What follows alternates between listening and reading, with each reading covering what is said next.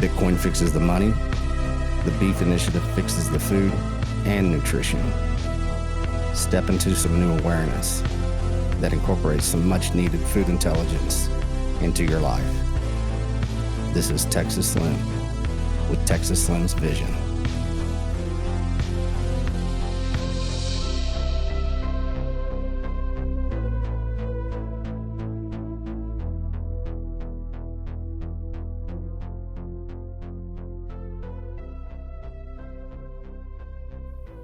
Hey guys, Texas Slim.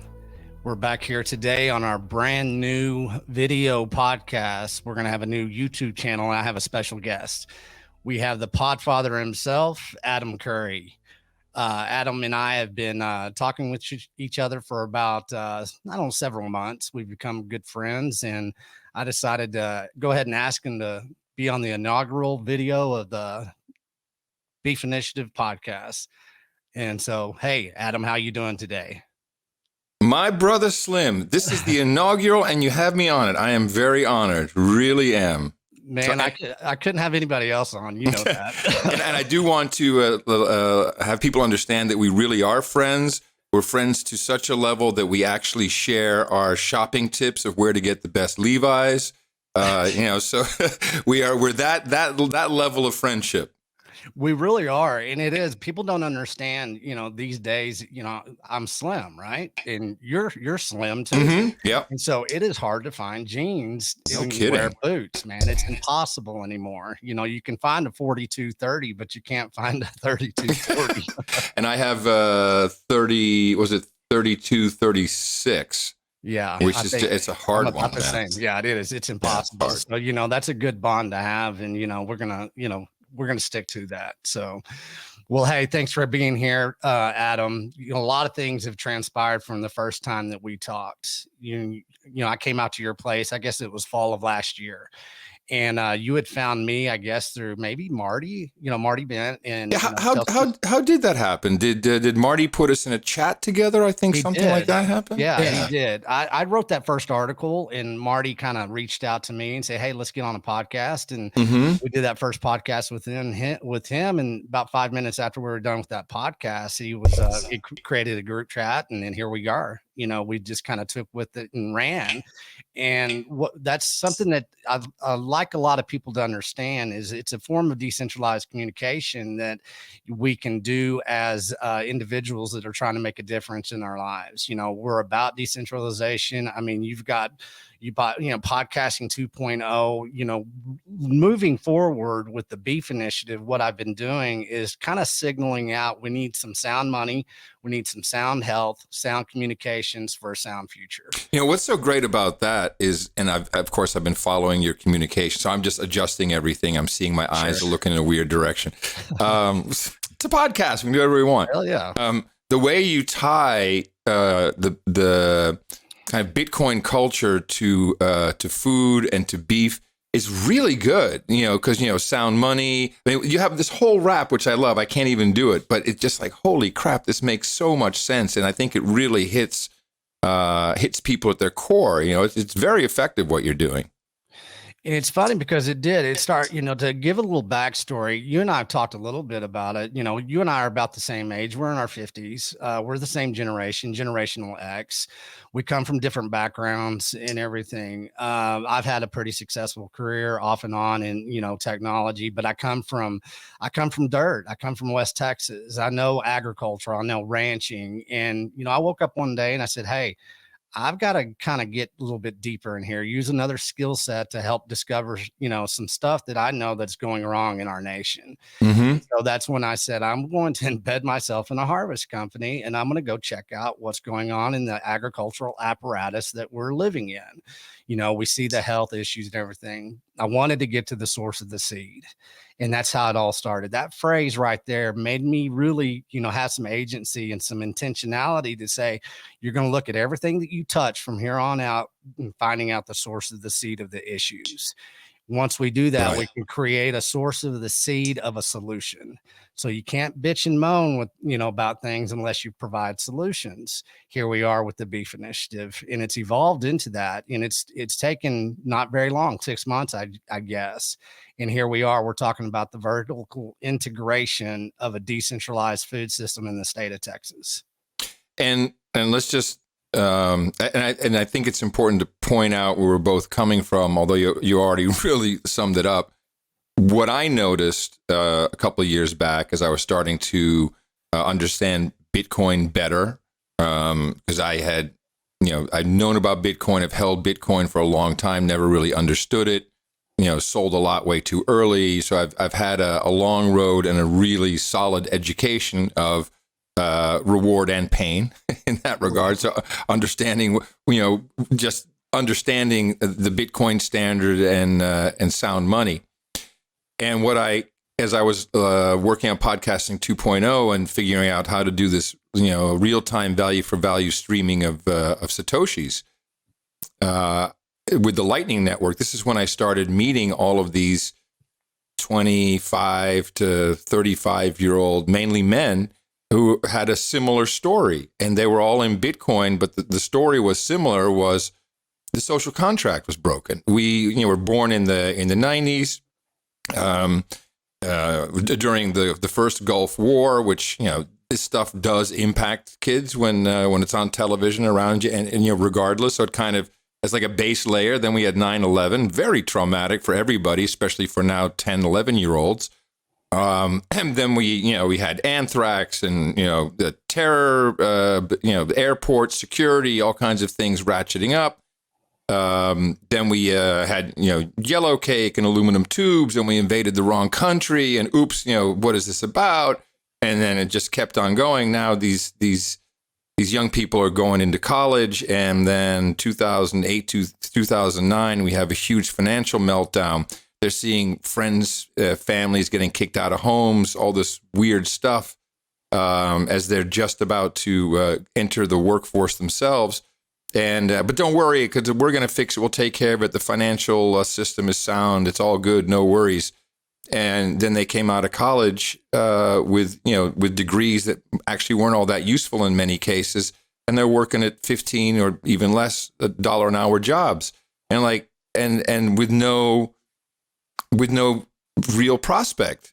And they just, instead of engaging in a broken system, they started checking out, and that checking out, what I identified was where they check into Bitcoin.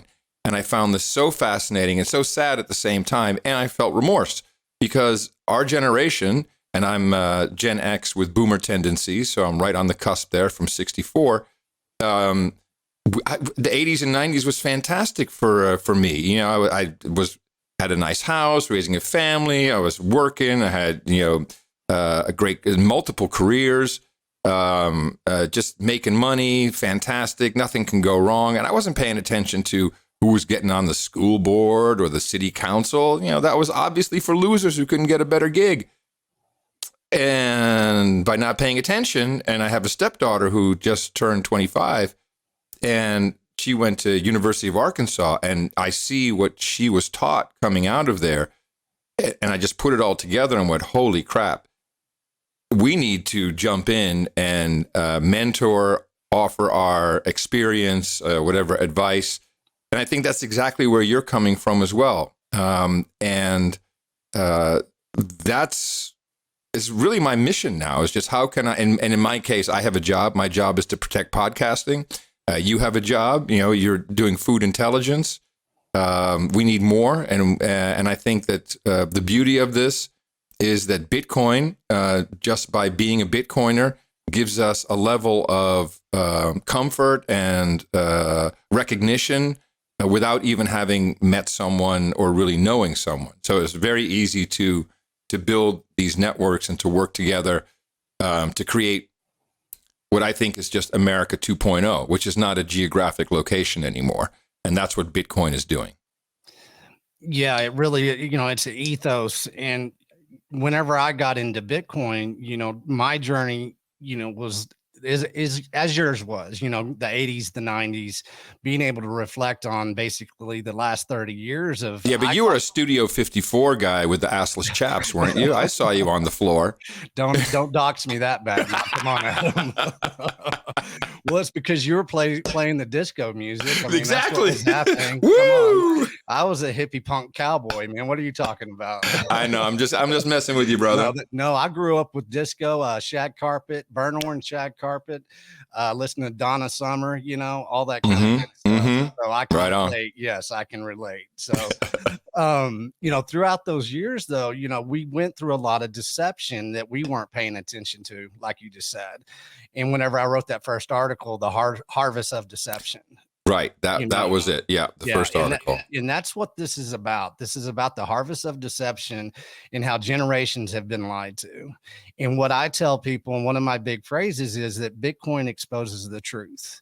If you want to dive down into it and you want to look at the ethos of Bitcoin, the protocol itself, you're going to go down a rabbit hole and create an algorithm that anything that you're touching in your life, you're going to be able to expose that deception. If there is deception, it is being leading with truth or lies. Guess what? You've got a new form of intelligence that you can bring to the table to any conversation. Once you do that, you find out what you want to point your compass at. Mine was food. It's so, when I hear you say that, I'm just like, yes, absolutely. For people who are watching or listening, if you didn't understand what Slim just said, that's because you haven't quite understood Bitcoin. And it sounds aloof and arrogant, and it's, people are always saying, explain Bitcoin. You have to actually do some of that work yourself. I don't think anyone can explain Bitcoin to you. But once you understand it, which is really the understanding of sound money, and the biggest deception is the central banking system. So when you see that, what Bitcoin does through the proof that it can be done differently and honestly and verifiably, it rewires your brain. It rewires your brain to look, and this is why it was easy for me to understand Bitcoin once. I'm always looking for the conspiracy. I'm a conspiracy therapist. This is what I do for a living. And so I was looking for the conspiracy with Bitcoin, didn't found it, and gave up. So it actually hurt me because I'm already kind of wired in the right way. But once you understand how sound money and Bitcoin works versus fiat and the central banking system, that puts your brain, the synapses are created. I'm not quite sure what it does. And then it all becomes clear. It is absolutely miraculous the way that works. It's pretty amazing. Whenever you were saying that, what got me going down that rabbit hole was, I've had the discussions with you. I'm pretty beat up. I have a lot of broken bones and metal in my, body and all that kind of stuff. But I got laid up a couple of years ago, and, I had to look at everything again. It's like, hey, I'm getting older. I can't be doing this to my body. I had an internal injury. I needed to watch my diet. So I said, well, I'm going to look at food. And then I was looking at food, but I found Bitcoin. I said, well, I'm going to look at these things together. And by that that traumatic experience in my life, I was able to basically uncover that they could be symbiotic as far as my research and as far as the solutions together, and having them work together in that type of pattern of knowledge gaining in that research. They do work together. And, that's what is fascinating about understanding Bitcoin. Once you do get down to that base layer of understanding of it, you can really tie it to something else in your life that you might have had traumas in, or that you might need to understand a little bit deeper. And it'll help you disseminate that discovery in a way that your brain gets rewired, just like you said. Yeah. And for people who are just hearing this, the Bitcoin Standard is a fantastic book to read. But there's also, I think Nick Szabo, he wrote The History of Money. And that is something you should definitely read, because when you understand the history of money, you understand that it wasn't always this, paper dollar or coins in your pocket or data in Venmo. It goes back to rice and notches on sticks, and some of that is still around with us today. How much did you shout for that? Well, the shell comes from shells being used in early America in New York. How many clams did you lay out for that? Same thing, clam shells. So all these things, and this is hundreds of years ago, and we still have those terms in our language. So money has changed throughout history. And when you see the pebbles and the shells and understand why that didn't work, then it becomes very clear. Oh, this is why our money system doesn't work. And then the lies, the incredible lies, right up to as recent as this week, where the government with the Federal Reserve, but the government is the marketing arm in this case, are talking about inflation, and they have actually now, just to make it sound a little less bad, they've pulled an old term out of the closet, which is headline inflation, but core inflation is really only 6%. And headline inflation, which is headlines, which is just meant to have you click, it's not that important. That's where food and where energy is jammed. And so they're making it look like this is purely a consumer price issue or index, as the CPI is where the numbers literally come from. But they obfuscate the real problem, which is by inflating, that's where the term inflation comes from, the money supply. And that was in the trillions, 8, 9, 10 trillion, God knows how much really. And you get that understanding, you'll enjoy the ride. So for some reason today, after the Miami conference, I back up, I zoomed out a little, and like, sometimes you got to stop and help people understand what we're talking about. Because if you just look at the Bitcoin 2022 conference and you have no idea what you're doing, you're like, these people are speaking, they're speaking in tongues. I have no idea what they're saying.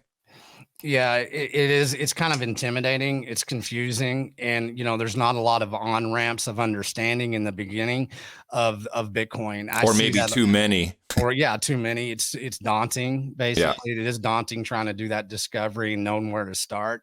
Whereas that foot in the door of understanding, I went through it. Everybody goes through that because there's so many people out there LARPing, just trying to make money off of the Bitcoin, basically, I guess, marketing plan that people devise. This is a good question to ask because I'll expose myself here as well. You've made some money in your life. You've been, poor. You've had a little cash in your pocket. What was your understanding of money whenever you first got into Bitcoin? What was your kind of fundamental, like, hey, this is how I leverage money, or this is how I leverage currency? Was it broad, or was it something that you needed work on? I've had a cursory knowledge of the Federal Reserve for 15 years, and understand, fractional reserve banking, and definitely understood, that it was a scammy system, but I didn't really focus. I guess here's a better way to answer it. So yes, I've been poor. I've been very wealthy. I've had all kinds of great shit. I've spent lots of money. But my understanding of money was, I was not a saver. I've never been a saver. It was always cash flow, and I've always had great cash flow. I can hustle. I can do 5 jobs. I developed a way to manage my finances just visually in my head. Okay, I got that much over there. If I do this now and then a couple more months, I'll save that for taxes. Just kind of like just really not a saver guy. Always paying more than I should for the hotel room, more than I should for the airline, more than I should for the food, more than I should. Never saving. Always great cash flow. And by the way, great life. Have had a great time. Sometimes it was more money, but I've not really been buy a Lambo or anything like this. It's like, okay, I want to learn how to fly a helicopter because I need to go somewhere on a regular basis, and I'll buy the helicopter. But it wasn't like, oh man, look at me, I got a helicopter. That's just not who I am. Sure. I don't really wear fancy clothes or anything like that. It's, I just want good stuff and the things that I use every single day, like shoes, mattress. These things have to be top notch. And that's really the extent of it. And of course, that's a very limited plan because although I can probably work and have cash flow for the rest of my life as long as my voice keeps working and the brain is ticking away, it's not a great strategy because I also really never owned a lot of stuff. So yeah, I've had houses, but the last 20 years I rented until I met Tina the Keeper, and she went like, "The fuck is wrong with you?" And so she straightened me. But it's interesting because it was 2015. This came around the same time as as me starting to get back into Bitcoin and understanding it. And so what Bitcoin has done has made me question what I'm doing. And since we put pretty much all of our savings into Bitcoin, spending that, it becomes a whole dialogue you have with yourself. Or even if you just have some fiat money, should I leave this here in the bank account? Should I buy that thing we were talking about? Do we take that trip we were talking about? Do I put it in Bitcoin? And what are the reasons? And if I put it in Bitcoin now, what will it be in 5 years, in 10 years? What will it be short term? All of these things. Now I'm making financial decisions, but I'm making it based on truth and based on what I consider to be, one of the most. I can't even get there. We'll have to talk some more. Sure. But this has changed my life significantly. And what was fantastic was to see Tina, who is the exact opposite. She is preventative. Like I want to get the oil change done a week before I even need it. It's like dentist every 3 months. Wish I could do every month. And then saving, yeah. And she had, a retirement account, and she has 401ks, and she's been very diligent throughout her life. But when she started to understand Bitcoin, I mean, she's like, man, maybe I should roll this over into Bitcoin. And so it's working from both sides. Both the cash flow spender guy and the saver both see the benefit. Yeah, they really do. What you just said, basically, the long and the short of it in my simple mind here is that what I learned is how to look at true ownership again. Did I ever really know what ownership was? We have to own our actions. We have to own our decisions. We have to own our relationships. And, with the fiat dollar, as much as it is debased, it's based on a debt economy. Of course, we know that.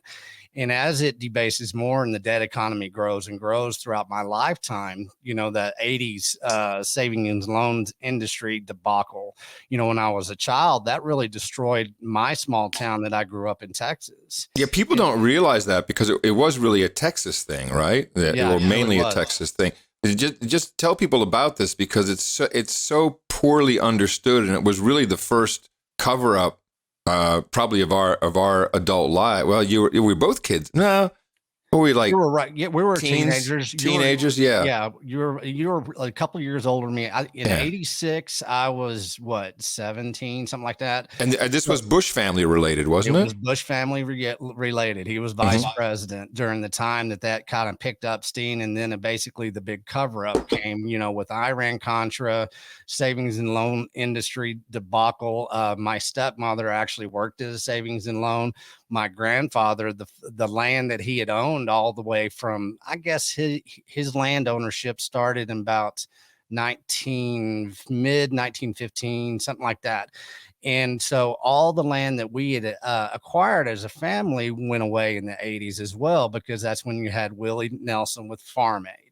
The farmers took a big hit. The savings and loan industry was basically a big debasement of the dollar. I mean, it was one of the biggest financial debacles that our country had seen since basically going off the gold standard. It hit the farmer, it hit the producers really hard. It hit small towns really hard. I grew up in a Texas panhandle, and that's all in the Texas panhandle are just ranching and grain towns. Did everyone lose their money because the banks were bankrupt? Or what exactly happened? People lost their houses, they lost their money, and they lost their lands. And there was no bailout for people, only bailout for the savings and loans outfit. The only people got bailed out was the savings and loan, because the savings and loan industry was brand new, and that was the engineering of the Bush family. Right. So that, that it all ties together. And you're right. A lot of people have no clue that was kind of a big kickoff to where we ended up, especially with the housing industry, the times that we've had to have these bailouts. And, being a teenager in Texas at that time, you have your county squares, you have some vibrance to those small towns. growing up in little towns outside of Texas that were close to where my grandparents were Kittiquay, Texas, Floydada, Texas, Lotney, Texas. Well, those towns used to be thriving. They used to have a decentralized way of sourcing their money and sourcing their food. And so I was able to reflect on that, saying, I've been dealing with this my whole life. Whenever I left Canyon, Texas at, 18 years old and road trip to Austin, Texas with $150 in my pocket, my town was dead. There was a university here called West Texas State University. And basically they got bailed out by the A&M system, and they've been part of the A&M system since the early 90s. So it hit everything, and people didn't really realize it as much because the savings and loan industry did finance small towns. And so that was something that I felt it changed the course of my life. I was never going to leave my small town. I was going to stay there. I wanted to be a small town boy, but I knew that I had to get out. And there you have the exodus of a generation that is having to reinvent themselves, basically, re-engineer their core belief systems in a way that was not fun. But then again, I'm a pretty, resourceful guy. And that's whenever I told you, I went to Austin, I couldn't afford college. And so, I'd go in and I would sit in classrooms at University of Texas for years. And, I wanted to learn. And so I went in and learned. I didn't have to take tests, but, I got to pick and choose what I wanted to learn. So I was bringing a decentralized mindset, saying, I'm going to leverage this crap and I'm going to do the best I can. And of course, that's when my wanderlust started and I started traveling. So, as far as the savings and loan industry, it did kick off something. And what I see now is that Bitcoin basically, because I have that reflection, I can reinvent a store of value in my life and bring that decentralization of that core belief system that my grandfather taught me. And that's kind of how my idea with the beef initiative has evolved into, this vertical integration of our food and of our money. It's interesting how our lives intersect, where you were talking about how the savings and loan, how that related to your family. My family, in fact, my uncle was directly related to the Iran-Contra bullcrap and cover-up. And it's just interesting to see all of these. My uncle, just to see how all of this is, how they all intertwines. It's really it's amazing how I've wound up in this place talking to you right now. Believe me, there was never a thought in my mind that I would be in Texas for any reason whatsoever. And yet when my boots hit the ground, I'm like, uh-oh, this feels good. I really felt it. It's funny. I was thinking that I was having breakfast with my father yesterday, and I said, Adam has had a pretty diverse life, lived in a lot of places across the world and everything. And I said, it's funny because, whenever we were younger, of course, you were pioneering something else, MTV, VJ. And that was very pioneering at the time. But for us to intersect in this way, once again, it's something that the Bitcoin ethos does. Mm-hmm. And you can't make this stuff up, for one. And what we can do is we can seize this opportunity in time to reflect and to be able to mentor, as you said, a younger generation, saying, hey guys, the internet wasn't always here. There's some, debacles that happened before, the housing crisis of 2008, Yeah. and people need to understand that this is a pattern of things. This is a pattern of centralization that is basically a debasement of value in the big picture of things. And, I talk about in the Bitcoin community, let's go back to food. You can't bitch and moan about a dollar being debased and not bitch and moan about your food and your nutrition being debased along with that dollar. And so anything that touches that dollar is being debased in a way that hits us, the common man, more than anybody else. And, Bitcoin gives you basically a defense against that. It is a ledger that you can store some value on that is basically based on some truth and intentionality of, hey, I'm going to create a new store of value so I can bring back a legacy that maybe my grandparents and my ancestors try to get us to. I love it. All I am is a disc jockey. I've been a radio guy all my life, but always involved in building the transmitter and using the transmitter since I was, really 13 is when I had built my first transmitter. And that once I realized, it wasn't until I was 50 that I really realized I should probably focus on just doing this because I'm good at it, and it seems to bring the most reward to me as a person. So it's it's what you're saying is podcasting started 19 years ago, and it was different then than it was 10 years ago. And it's going through more changes or was starting to go through changes that were in that centralization pattern. And Dave Jones and I, and a cast of hundreds at this point of developers, just said, nope. And we just put our foot down. And it's worth studying these types of initiatives because, this is, you're saying that we have the time to reflect now. We have the time to build things. We need to look at the decentralization of almost everything we've come to rely on. And for me, that's the broadcast. And what I've done effectively is added the broadcasting of money to broadcasting of speech and voice and ideas and thoughts. But we need to do this with healthcare, and the initiatives, they're happening everywhere. If you look at concierge medicine, doctors are checking out of the big systems and saying, you know what, I'll serve my local community. I can have so many hundred patients. I charge you an X amount per month, and you can have as many visits as you want. This is, of course, this food, as we're talking about. It's going to happen in so many ways. I think even the internet itself may see more independent internet service providers come online, serving communities, serving them well, and serving them without censorship, because that's kind of the last mile that we no longer talk about. And certainly in rural America or flyover states, you really don't have even a choice between two providers of any type of broadband, if you have broadband at all. And I know from your background that when it comes to telecommunications, the feds are in the wire all the way, and it's much deeper and much worse than we know about, or there's even publicly available in protocols. Yeah, it goes, as far as the telecommunications, I always just let everybody know that there's one phone company, and it's the United States government. Yeah. It really is. Everything else is a marketing plan and posturing, and, who gets this real estate and who gets this real estate on the apparatus that we, speak through, that we communicate through. Rural America does it. Let's go back to, a two-party line system, decentralization of a small town. Okay, let's look at what that really means.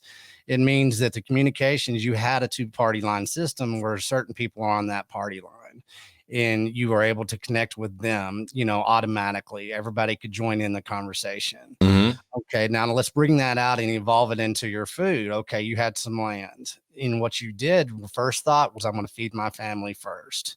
And then whatever I'm going to feed after that is I'm going to feed my community. Well, that community starts with that two-party line system.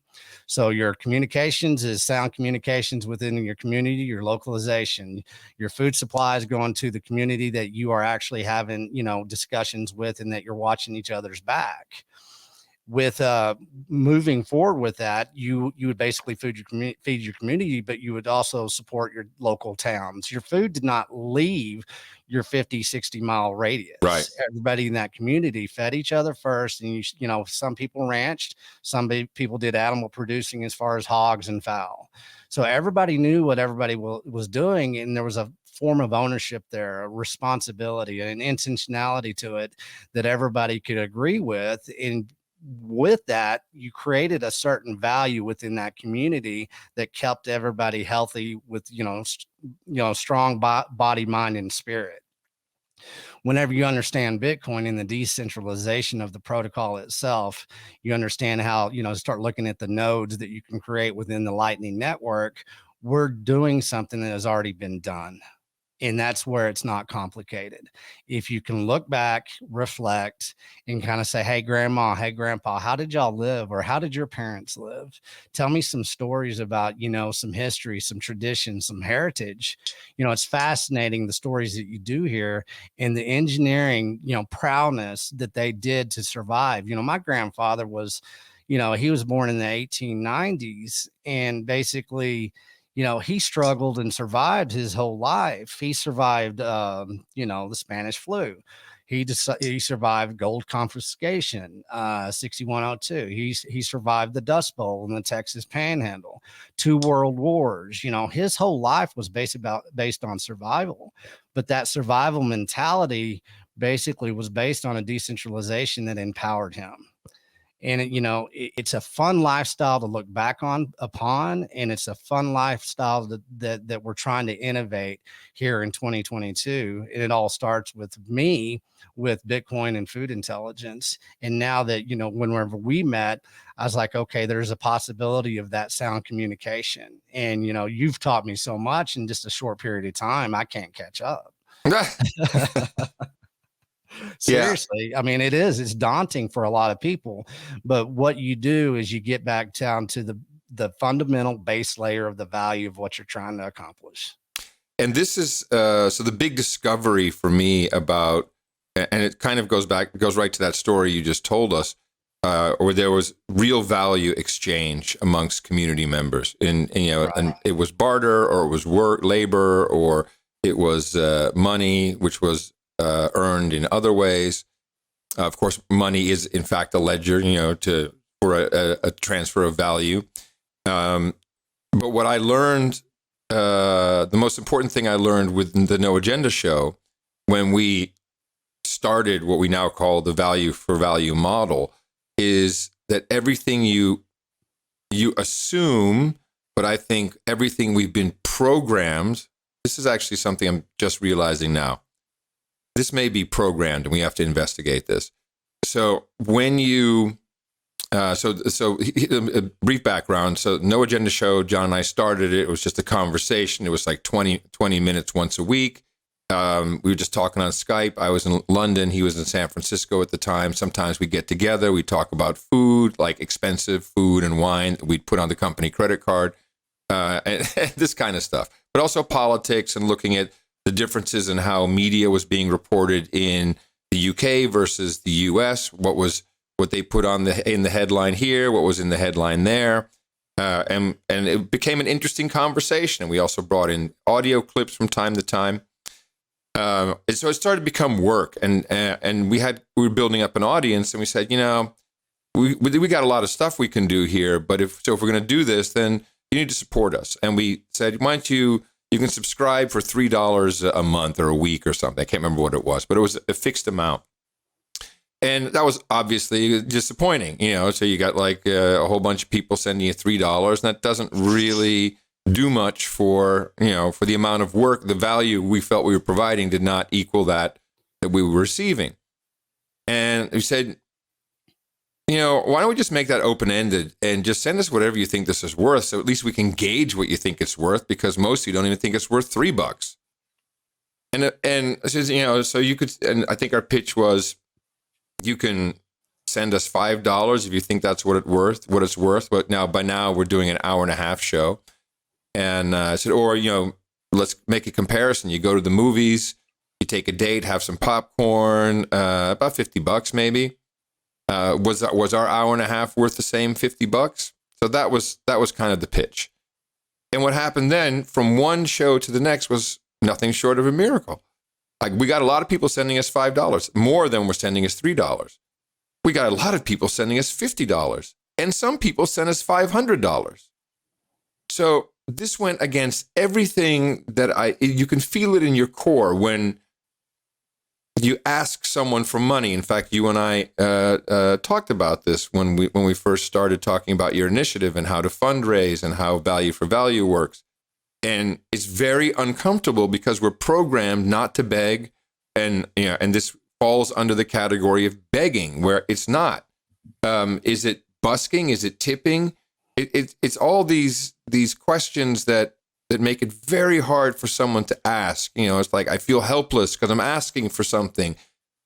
But if you just reposition that in your mind and say, hey, I'm providing something that I feel is valuable, why don't you determine what value it is to you? And by the way, if you're poor, a lot of money, maybe $5. So that's fine. That's full on value. So we have to come to some kind of organic, holistic agreement where collectively the value that people are sending to us for what we feel is the amount of work we're putting in, if those two balance out, then you go on for 15 years as we have now. Now, would I like to make 10 times as much? Yeah, of course, that'd be great. There's always room for more money, but do I need it? No, because I have more than the basics covered. I got a nice house. We got kids that have been through school. 2 families are supported by this. I can travel. I can't afford private jet travel. Okay, so boo-hoo.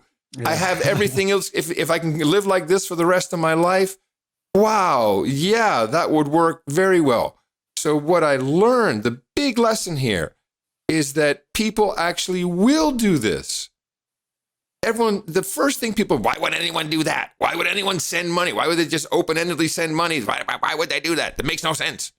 It makes no sense. But there's something about the human brain, the human spirit, the human soul that understands this question, or this. People get mad at me when I say this ask, because it's kind of turning a verb into a noun. But it is in marketing land, in nonprofit land too. It's called the ask. Tina, my wife, is a semi-retired communications executive, like C-suite level, and she's helped me a lot in understanding how to perfect the value for value model, which has a lot of different aspects to it. I mean, it's not just monetary as well. And she says the number one reason people don't give money to a nonprofit is because they weren't asked. So, it's as simple as that. And it doesn't always have to, and this is the mistake that a lot of people make, or that I feel NPR even makes, is there has to be it's like the value for value exchange is that I gave you this, you give me whatever you think it was worth. If it extends through, I did this, you give me whatever you think it's worth, and then I'll send you a tote bag. So you've just devalued everything. You just turned it really basically into an expensive tote bag. Get rid of that part. Be honest about it. And we expanded that model over the years to include really the 3 elements: time, talent, treasure. So time could be you just helping us research something. Time could be going out and telling people to listen to the show. Talent is artists who make artwork for us, T-shirts, set up servers. We have never set up a server of our own. It's all run by, in fact, we don't even call our audience listeners. We call them producers. You are producing. And in fact, you have an obligation to produce to keep this going. So we also need, just like Hollywood, we need executive producers, associate executive producers who bring in the money.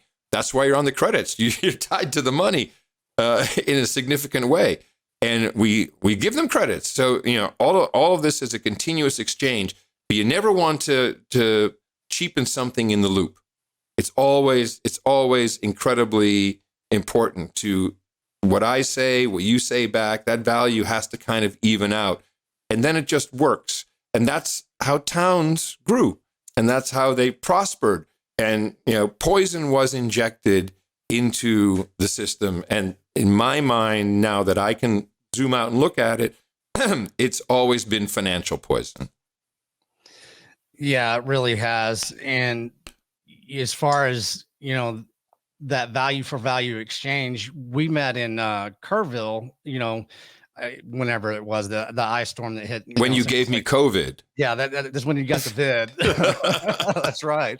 I remember. It's like you got back. It's like, man, I got the vid. But you did go back to that restaurant. So. I did. It was a great restaurant. The grape juice in Kerrville. In Kerrville. Yeah, that's a great rest. But I had to come back. I'm still pure blood. I haven't been sick, and I don't think I got it. I think it's because I eat so much beef.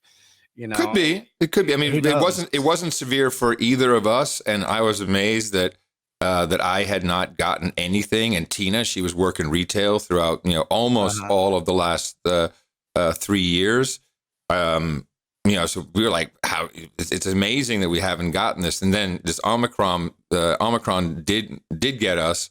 But it wouldn't surprise me because I'm always looking at now. I thought, is it vaping? Is it THC? And there's all these theories Right. about that. So of course, I just kept on. I haven't stopped vaping any products to keep. I was like, well, that seems to be working. Vitamin D. I take quercetin for mold allergies. That's another thing that seemed to be helping. So I was feeling pretty good until finally it hit. I'm like, oh my goodness. Well, I'll take some antibodies then. Yeah. Well, you recovered, and I can say that I didn't get sick, so I don't know. God bless you. I'm happy for you, my friend. I'm happy for you. But you brought up that conversation we had lunch. You said, "Hey, you know what we need to do? We need to do a barn raising," and Barn raising, yes, that's that what would it that's yes. what it was, and it ties so well to this conversation and kind of what the Beef Initiative is. You bring up time and talent, and you bring up producers, and okay, let's look at time and talent and producers. Have you been to a bar? You've done barn raisings. Yeah, we've done some barn Explain to raisings. people a barn raising because this is a unique, I think, a unique American thing. Well, back in the day, the barn was, essential to anybody. If you had some land, if you're a producer, if you're producing produce or, animal protein, you had to have your barn. It was protection. It was a haven. It was a center point of a lot of people's. It was leverage to be able to do what you could do for your family and your community.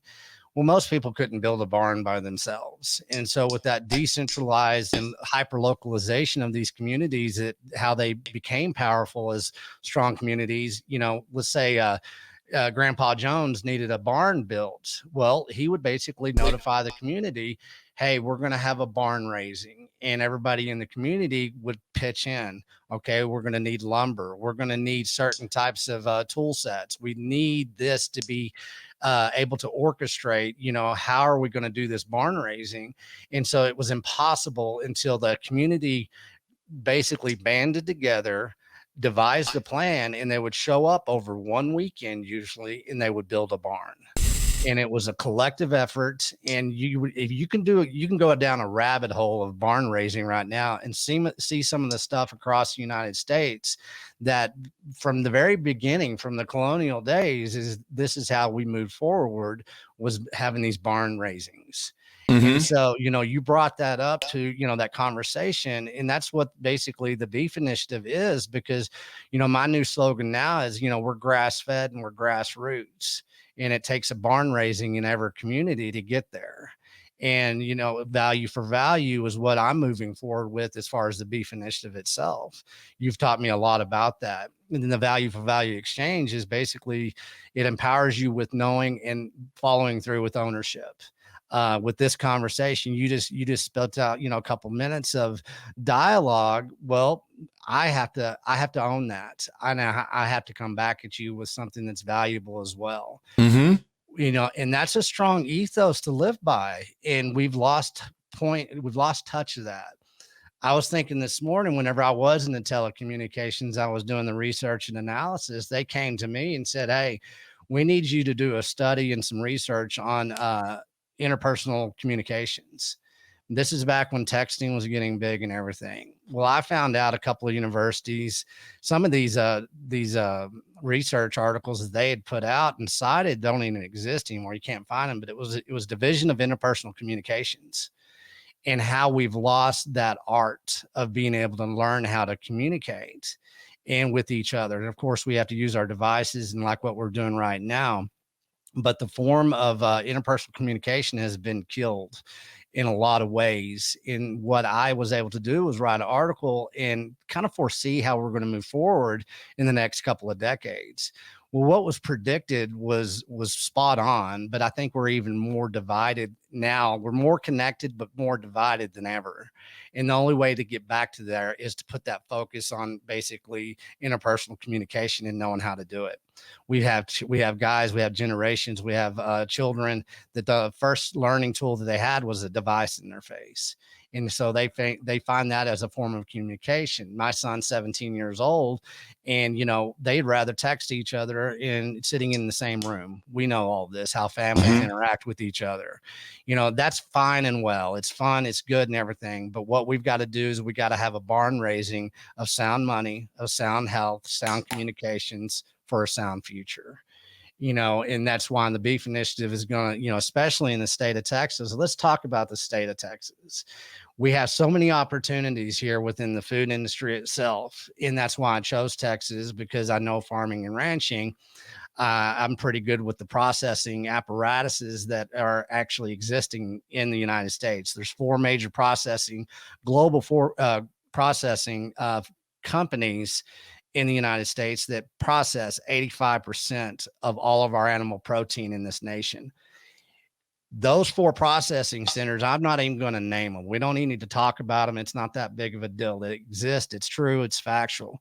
Throughout the last 10 years, have been fined hundreds of millions of dollars, basically on price manipulations, and it is a bottleneck of your food supply, getting able to have market access to pure animal protein and nutrition.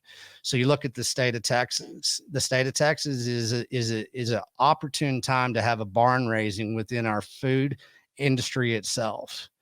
Working with the people that are in the micro processing industry right now in the state of Texas, we have different laws. What we can do is we have more liberty. State of Texas was founded on cattle and land. So that means cattle and grass. And, looking back from basically the cattle industry in the state of Texas started in 1878. That's whenever we had actually defeated the Comanche Wars had ended. Well, what that meant is that Texas was feeding the nation. We began to feed the nation after the Civil War. You're welcome, everybody. Exactly. It's like, if we're going to take credit for it now, and guess what? We're going to take credit for it moving forward. Yeah. And we're going to do it with pure animal protein, and that's the beef initiative. And so by saying that, we can look back on how Texas did feed a nation, and this is what we're going to about to do again. The title for this podcast is Texas Howls. And so how I get a lot of the ways that I'm maneuvering forward is slogans like barn raising, Texas Howls. Where that comes from is, a lot of people don't realize this, is the Texas Rangers formed a form of communication back during the Comanche Wars from the 1840s all the way up into the late 1870s. It was a communication apparatus that is still used today by the United States military system. It was decentralized, and they use certain types of lamps and lanterns, night times. It's fascinating, but I'll do a podcast on that. You have to. That. I love that. No one knows about that anymore. No, they have no clue about it. So, what we're doing now, and it allowed Texas to howl. It said, hey, we got something here. We're going to move forward with this innovation. And there was all kinds of prohibition back then. You had prohibition of access to water, access to leverage of being able to round up your cattle. You had cattle barons. You had people. You had the wars. You had the Comanche Wars. You had people that were stealing cattle. It's all the same thing. You guys just look at a different perspective. The cattle rancher is always being attacked. And from 1878 until 2022, the cattle rancher is under attack. And who was attacking back in the 1800s? 1800s, it was basically it was lawlessness. It was the Wild West. So you had a lot of cattle rustlers that would steal your cattle, because you had free range. So you really had to protect those cattle. You had to have your cowboys, they were with those cattle 24/7 as you were driving them to, the stockyards or wherever it was, getting on the trains or going all the way up to Kansas, out to New Mexico, Colorado, Kansas City, whichever direction they were going. You had to protect those cattle because people were going to come for them. But then you had the industrial age where we started getting a little bit more centralized with that. And so, you had the railroad came. And so that created a whole new environment for raising cattle. And so, the value of the cow has always changed throughout time. And now the value of the cow, nobody can even understand where it is. To the beef initiative, the value of the cow is the vertical integration of what we're doing. It's the pure animal protein of that cow. And so that has been taken away. Whenever I say people have been attacking the cattle ranchers, the war on meat is real. We're bringing fake meat into the, into the, that's what I've been tracking. That's the part that I've been tracking. And it's amazing.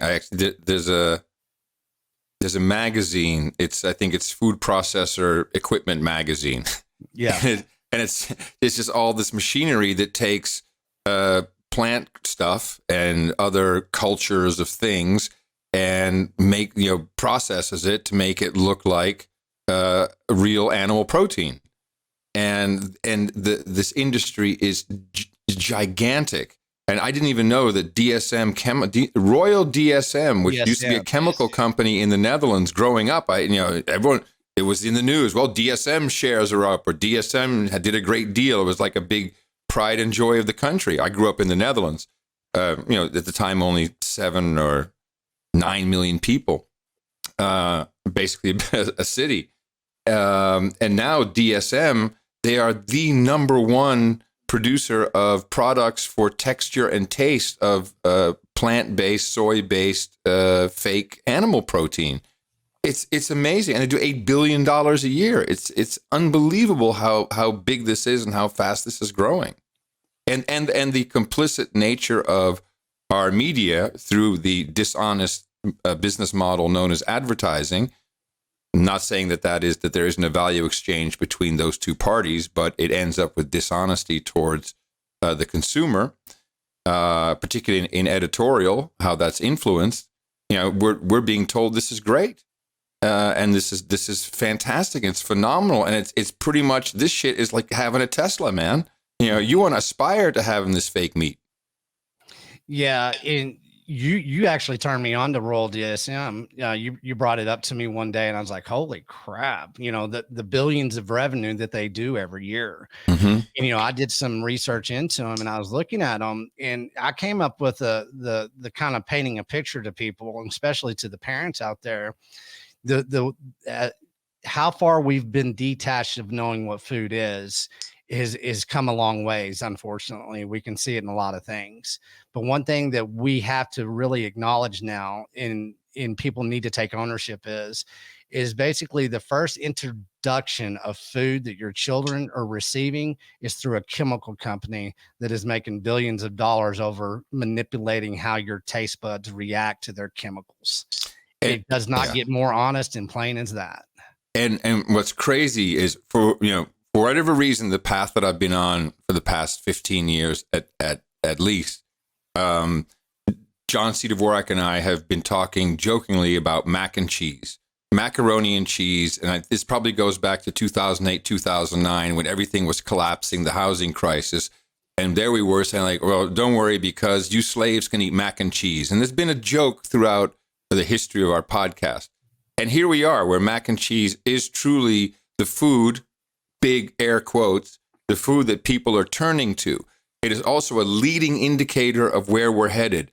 As if you get a pack of Kraft mac and cheese, again, this is not food, this is plasticizers and God knows, whatever stuff that has been made to make it taste like cheddar cheese.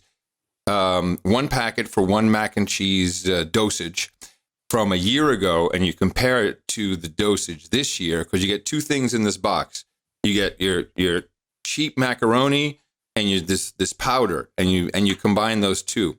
A year ago, the powder packet was 1.3 ounces. Today's powder packet is 0.8 ounces. They are this is how they will keep you barely alive. This is just the old school analog way of doing it. What you've turned me on to is how all of this will be tracked all the way through the entire chain, right down to the temperatures of the cow's ear. Whatever we need, all the way through to your consumption with your smartwatch and how you respond, and they're basically just going to keep you alive at minimum health level and maximum profit. And it's starting. It is. This is exactly what it is. Is now they're just taking down a little bit of the actual ingredients just to keep you alive. It's so sad that people are eating this and giving it to their kids. I mean, look at the marketing. The kids are happy. Oh, yay! Finally, mac and cheese night. Yeah, poison night. And yeah. we were talking about, last October, November, and we were already kind of projecting, a little bit.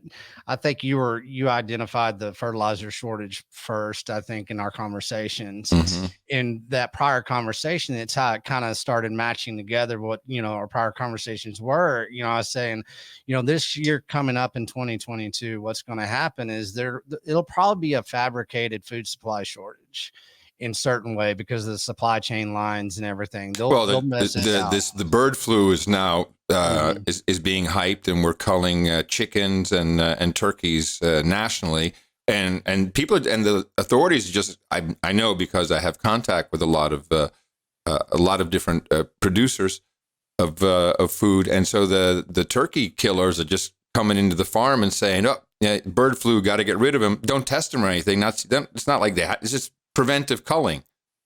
Yeah. This is I lived through one of these when I lived in Belgium. It's sad. It's really horrible. It's just the whole population just wiped out. And they one thing that's scary about that, or it is alarming, is this has been planned. This is not, I mean, they've been working on this because of the industrial food consolidation that's been happening since the mid 1990s. We'll just go back that far. There's been 4 major consolidation points in which big global food corporations are going for one world food group. That cannot be denied anymore. This is where we are. And how they do that is they basically, going back to mac and cheese. We said that there will be a short-term food supply shortage in at least the United States. Let's just focus on the United States right now. We'll talk about globally here in a little bit. But what that means is once they create that fabricated food supply shortage, they'll insert a new fake commodity as much as they can on top of the fake commodities that has gotten here, that has basically led to a metabolical bankruptcy of this nation. And so by doing that and fabricating that food supply, stacking some more fake commodity value on top of our food supply within the ingredients, what they're really doing is they're creating that nutritional starvation. We're already there. 46% of our kids now in the United States are either obese or overweight. They're going towards diabetes. I had a podcast that I did with Dr. Mary Kerr. She's going to be speaking at the conference. She's out of Texas. Maybe she gave me COVID. Maybe so. But what we're going to discuss, and what we discussed on that podcast, is she's saying that she's letting me know that there's young kids, let's say 17 and under, that are coming into her office and they have fatty liver disease. These are kids, and these young boys are coming in with testosterone counts of 200. This is the next issue. Yeah. This is a big issue here. It's happening to our children. If it's happening to our children, just think how bad the adults already are. That food ditch that they've created, and a lot of people don't have a clue about how to get out of that. And they don't understand that because it tastes good is the reason we're in this debacle, because we are detached from our food. We're detached from our taste buds as well. And so that is being controlled. And the whole apparatus of our food industry itself, your consumption is allowed and not allowed by a chemical company. And people, it's hard for people to really wrap their minds around that, because it is very vast and it is very daunting.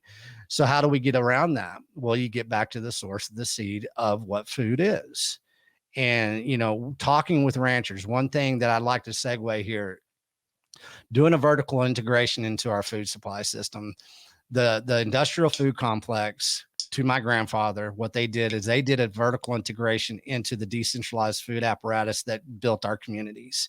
Well, we're coming back at them now. We're counterpunching, and we're going to vertically integrate into that industrial centralized food system with a new form of food intelligence. It starts with the soil, then it goes to the grass, it goes to the cow, it goes to the producer, then it goes to the processor, then the supplier, then we create the new market access that basically lands in your home on top of your kitchen table. What that integration creates is a new health initiative across the United States. And the American rancher is actually going to be leading the health initiative of the United States. And with the beef initiative, it's taken us about 6 months. We have proof of work. We are doing it today. Right now, you can basically be a part of that vertical integration with pure animal protein within the beef initiative. And it's starting in Central Texas, just right down the road from where you are right now. Yeah, and it really is working. I mean, I was talking to Mo, who's in Northern Virginia yesterday, and his wife is putting together, figuring out which package she wants to get from K&C Cattle in Austin. And they're actually looking and said, wow, these prices actually aren't too bad. And of course, right now, you still get semi-crushed on the shipping, but that's just that's just because logistics aren't there yet. But I can easily see that growing out even to service that far away from Texas. It makes total sense.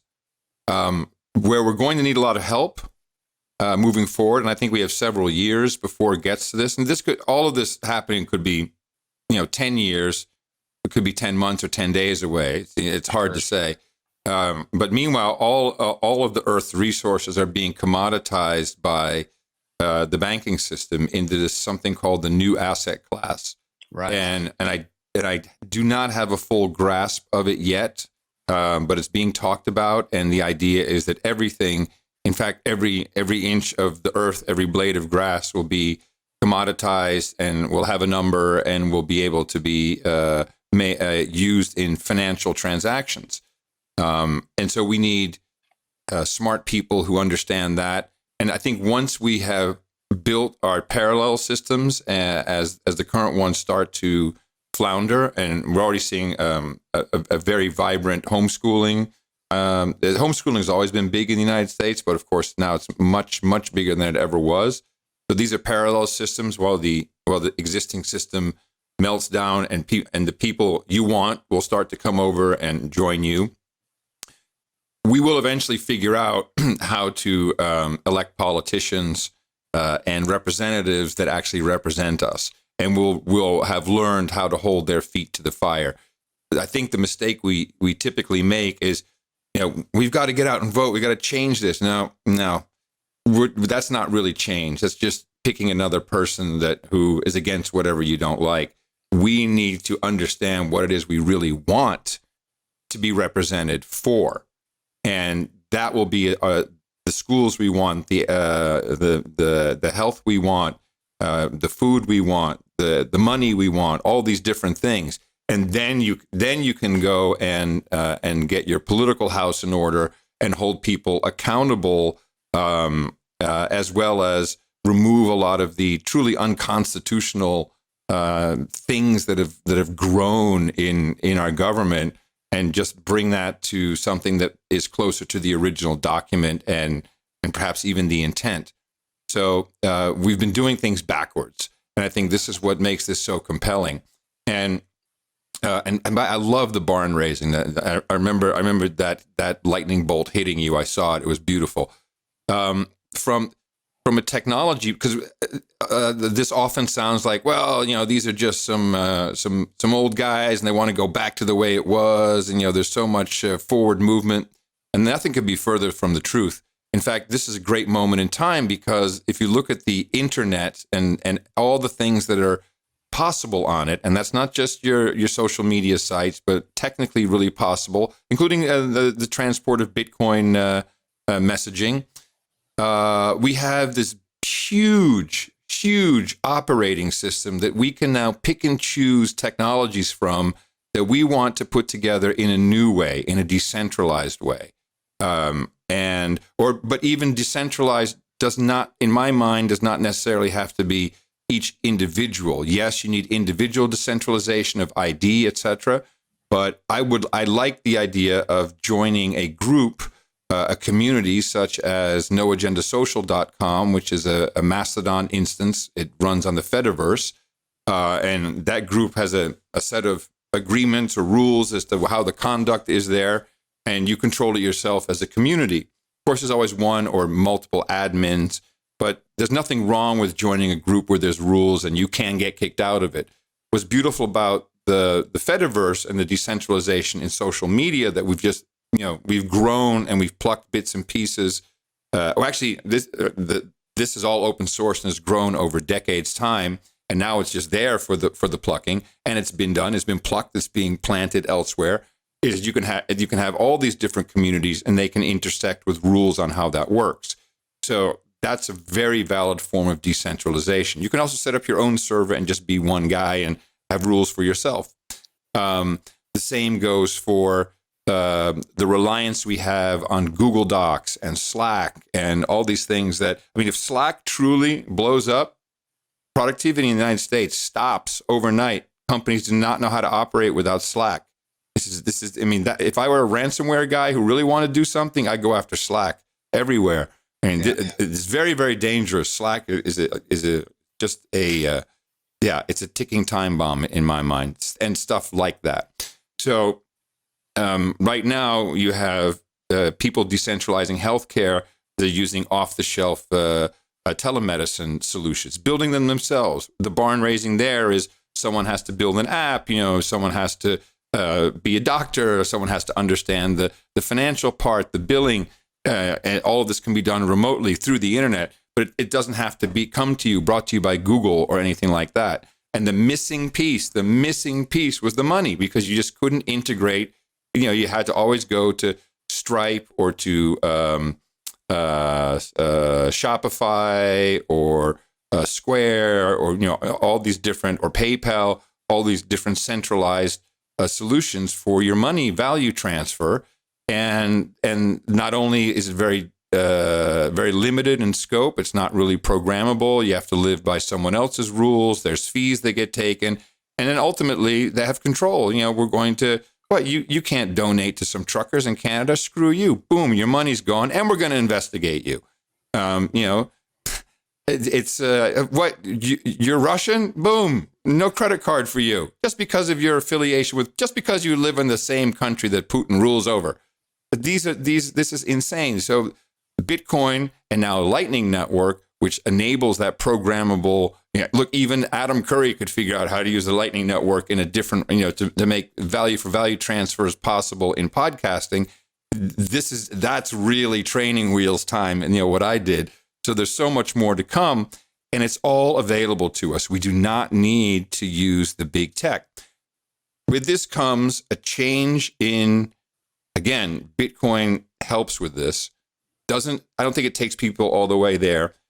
But the days of the biggest, the most listeners, the most viewers, really what I think is the flaw of President Trump, he always had to be number one, the biggest, the best. That's not really important anymore. People are realizing that the 15 minutes of fame is easy to get now, and there's probably more downside than upside to it. And what I realized 15 years ago is it's much more important to be speaking to a group of people, interacting with them, and them supporting me so that I can pay my rent and continue with, this is just in my world, but I think this goes for every industry and everything we're talking about. It was much more important than being the number one, the top guy, having meetings with advertisers, having bad meetings with advertisers because I cussed too much or I made a joke about them they didn't like, having people, to manage that, just loss of creative control, someone else managing my schedule, telling me that I have to do this right now. It's not worth it. It's not worth the 10X. It's just not worth it. Because I've been there. I can tell you it's just not worth it. By the way, if you're worth the 10X, you'll get the 10X as long as you make an outstanding product or have outstanding value that people want to give in return. But it is not how many people. It is the people of quality who understand what you're doing and feel that they need to return the value. It's not everybody, but everybody does have that brain wiring. And when you bring the decision to support something so close that it's literally a tap on the app that you're listening to a podcast in, it really shows you that people do want to do this. Sometimes it's just, I got to go to PayPal, I got to go to Patreon, I got to do this, I got to do that, or shoot, I have to listen to these ads because I can't fast forward. That's all negative. It's all negative. The value transfer is all positive. And I'll just give one example because I'm witnessing it right now. A barn raising is podcasting 2.0. Dave Jones and I started it. We made it completely open. We said there's no creepy money. We put our own money in first just to get things running. We need you to support the project. And that took off. We're not taking any money out, but the servers are running. There's a lot of infrastructure costs to this. And we just saw people from all walks of life come in and contributing. And it's the kind of the same age group that we're talking about here. And we just had a Mastodon podcast, index.social. Anybody can join. And they all brought their individual talents. They all wanted to do something for themselves. They had their own project. But if they contribute to building this barn, which is the podcastindex.org, then it would be a barn for this whole community. And almost from the get-go, we tied in the money flow, because this is purely about podcasting for now, that everybody could benefit by getting a piece of each transaction if they added value to the entire chain. So app developers who are really barn builders had never been given a real opportunity to participate in the money that flows from the audience to the podcaster. So when Joe Rogan was still free to air, the $30 million a year he might have been making then, the podcast apps would never see that. There was no way for them to participate in the value flow. Now, even the people who help me out, who do, for instance, chapters or images, etc., or transcripts, I can give them a piece of each transaction moving forward in perpetuity. Now you're talking. I have two guys. Dreb Scott does chapter work for all of my podcasts, and I have the Neil, the clip custodian, who just showed up one day and started making clips for No Agenda. One of the best clip producers I've ever seen, better than I am. Knows how to pick them, the length, the whole thing, right down to labeling. And so I give him 10% of anything I get coming in perpetuity. And we even kind of burned out at the same time. Like, I got to go on vacation, man. I said, wow, I was just going to tell you, I got to stop for a bit because I'm burned out. And then so after 2 shows, I come back and there's the clip custodian. He's back. It's like, I'm invigorated. Now, it's not like he's making money, to go buy a car off of these boostergrams yet. This is small potatoes. We're still in its infancy. But it's the motive. It says it wouldn't matter if it was 10 Satoshis or $10 million. He says, when I see that dripping into my wallet, it makes me feel good. It makes me feel like people value what I did. And that's it. And that's in your core. So gone are those days of I have to be number one. Now it's about how do you participate in these value communities? And Bitcoin is what binds us all together. Even the people who are bitching about it, call it crypto within our little group, they can't help themselves because they see the Satoshis coming in, like, send me a boostergram. They can't help themselves. They're still all in on advertising. And by the way, most of us pump it right back into someone else's podcast. Like we're not stacking it for ourselves for a rainy day. It's really circular at this point. And that's I think a core part of this big operating system that has been built by big tech, which really has been built on open source, because most big tech is running an open source on the base layer. Mm-hmm. That is thousands and millions of people have built these protocols. You're not being taught this in school for a reason, because nobody wants smart kids to come out and start building things for themselves. You don't have to be a computer wizard to participate in these groups. You can just be a user of the product who just wants to give feedback. It's, again, time, talent, treasure. It's all 3 things, and it works for technology projects. It works for the beef initiative. It works for everything. But barn raising that's the one. That is it. That is the best comparison. I love it. I mean, that was very eloquently done. Thank you. I just learned a lot, even more than I've already learned from you. Let's do an impromptu case study. Okay, we're going to do an outline here, as far as podcasting 2.0 and everything that you're doing and what you just explained. How can we do a case study to where what we're doing, as far as how can we let the American rancher share in that same type of barn raising value for value? So, what you do is you bring them in to where it's not like that nobody's going to be making a bunch of money off of this. What it is, it's going to be empowerment, and that rancher is going to feel valued again, as far as being able to do that vertical integration, because they're going to value the grass, they're going to value the soil, then of course that grass and that soil is going to value that cow. That cow is basically, that cow's going to value that producer, because he's the steward. Well, once we have now in the state of Texas, whenever that producer has free access to that processing center, there's some more value thrown in there. And what you just outlined, it matches. That is the barn raising that we're performing for the American rancher right now, and we're starting in the state of Texas. And the case study for me is KNC Cattle in Austin, because I mean, and that's why when you said barn raising at that lunch, I'm like, oh, boom, that's it. That has been a true barn raising, right down.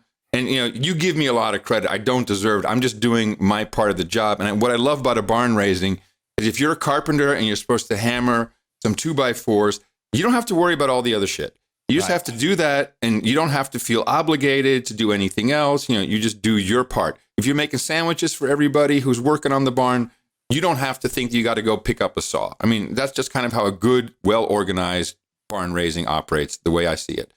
So this barn raising included me driving to the ranch, and then being given a tour and meeting the cattle, and speaking for 2 hours, just understanding everything, learning a lot about the operation, about their dreams, their hopes, and taking that in and then propagating that out to the point where I was at the Bitcoin conference and I mentioned you and the Beef Initiative, and there was a lot of people clapping and hooting and hollering in the audience. I don't know if you could hear it. Here we go. Let's see what our producer has here. There you are, talking to Max Kaiser. Yeah. And we were able to, I listened to that clip a couple of times, and I did notice, I was like, wow, there's people actually that know what the Beef Initiative is. More than you heard on the video. I was very, very delighted. So that's my part of the barn raising. That's what is so. And by the way, I'm so happy we're doing this. I presume it's entertaining for people to watch, but I'm happy because I've started writing the value for value document. It's not. Maybe I'll call it a manifesto just to fuck with everybody. I'm not sure what I want to call it yet. But it's value for value, and eventually this would turn into a book that I want to write with Dvorak, which would also put in the market value for value. And you've given me, and I can't wait to rewatch what we've just done here, to pick up some of these concepts, how we discuss them, because this is exactly, I'm only missing a psychologist, or not a psychologist, a neurosurgeon who can tell me, what these pathways are, or has done some research into sharing and, value exchange. I don't think I'm missing much else. I don't need, this manifesto doesn't need to go too far back into great pieces of work that have been done, like the history of money. But I want it to be a modern user guide, almost like a quick start guide, and then here's the manual, and here's what is, right down to maybe even an example of a script, of an ask, whatever it is, because this can be applied to so many things. And I'm really appreciative because I've been writing stuff down. You've been giving me a lot of good ideas for this manifesto that I'm going to do. I love that, because I think being able to explain it, in that manifesto, I think with this conversation, you've made me realize that it's basically transferable over into anything that you do each and every day. Yep. You know, Even into your relationship, your family. there you have it. It's like, hey, I have to really own this value for value today. And you want to talk about saving some relationships with man and wife. And what about, parents and children? You look at food and say, I'm going to value for value with my child's nutrition. Well, what ownership do I have to take now? Ownership, I have to basically have that accountability mirror, and I have to say, okay, man, my worldview is going to have to change a little bit, and I'm going to have to be okay with that. It's a form of denial that I know is going on. So I love that idea. That's going to be, I want to be part of that a little bit. So Yes. let's go back to K&C Cattle, Cole Bolton, right? Yep. And he's a Texas boy. He's generational like me in the state of Texas. Also a rodeo guy, right? He's a professional team roper, and he's a VP for a bank too. So I mean, this guy hits on all fronts. That's the craziest part. It really is. It's like, you want to register as a bank? Okay, I can do that too. Would you like some beef with that? Yeah, exactly. I mean, he's covered his bases. I mean, us cowboys and stuff, or wannabe cowboys, whatever you want to call us, Texas boys, we come with a lot of humility. We try to. That's kind of how we're raised. And Cole Bolton is one of the most humble guys I've ever met. And the proof of work that he's put into everything that he's doing right now is about as solid as it gets. I mean, you met him in person. You saw his ranch. And people look at, ranches, they think a big old widespread ranch. Well, his ranch is right in the middle of Austin city limits. It's right next to the Tesla plant. It's unbelievable. Yeah. And they're regrowing soil there. They work dirt, and then they regrow soil with cattle, with the land tools. And so that vertical integration that I keep on bringing up, because it's going to live rent free in everybody's head moving forward, is the vertical integration of our health initiative across the United States. Cole Bolton is leading that. Yep. And I started talking to him probably about the same weekend that you and I met, through Marty hooking us up. And the relationship that we've built has become very powerful.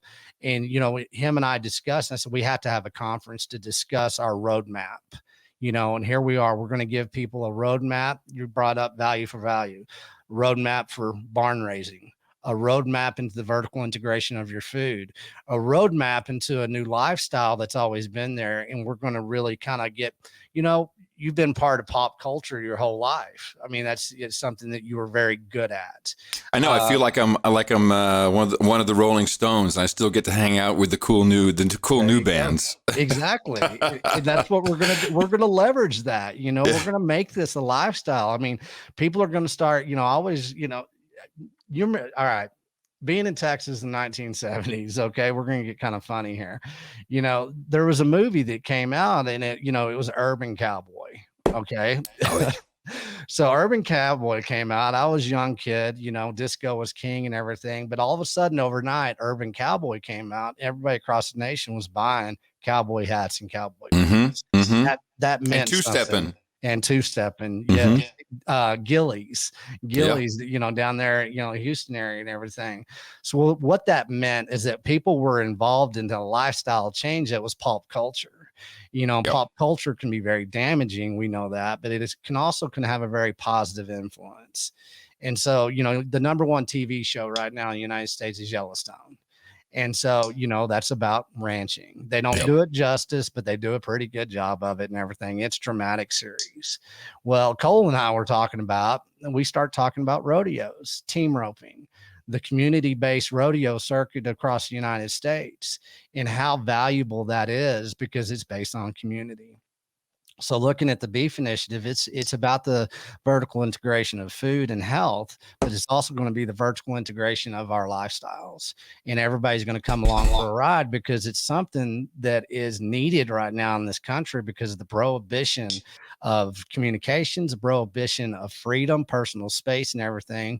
Well, we're going to do some mass innovation into a new lifestyle that people can have, and then they can feel empowered and have that value for value exchange. And, you know, that's what's going to be the fun part of these conferences, is we're going to get to meet people. We're going to get to see the real life people that are innovating through these times and going towards that decentralized model that's going to give us that sound future. And so it's all coming together. These conversations are value for value. They're valuable for me and you.